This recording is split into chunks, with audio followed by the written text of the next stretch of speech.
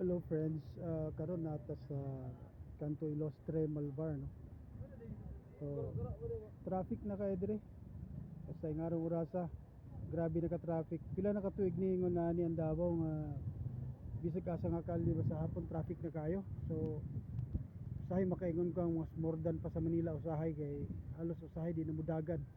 But anyway, kaning Malvar Ilostre Streets is very memorable kay ni sa mua labi na sa akong high school life during my college days kasi naadiri ang Dover Lanes, ang pinakasikat sa una o gamong tambayan, ang hangout sa mga estudyante ug sa mga elite ug sa mga middle class kay ni yung Ilostre, no, sikat siya sa una. So daghag mga establishment diri nga wala na karon labi na diri sa akong likod. Dati ning Disco Vegas, sikat po di siya kayo, may pinaka that time may pinakasikat nga disco. Kay disco man sa una, di man karaoke ang sikat. Ug naa po dito sa Pikas ang showcase. Nawala na pud karon.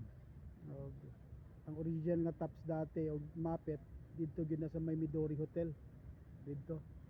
So kani ang pinaka memorable sa ako ang Illustrious Streets kay na tungod ani Dover Lanes gyud.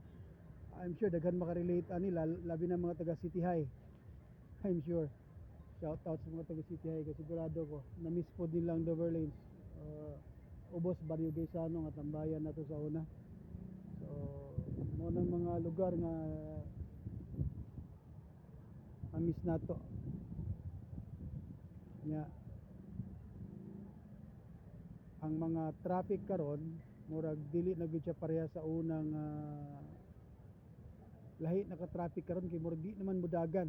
Sa una medyo mudagan pa, karon dugay kay mupundo usahay 5 minutes wala pa ni dagan na sakyanan.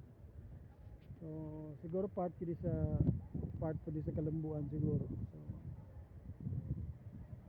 mao gini tubangon na lang nato ning ngano gini ang dagan. So mao lang to friends, ako lang gi-share para lang pod sa mga bagong tubo, no, kung unsa ang Ilostre sa unang panahon. So mao na siya.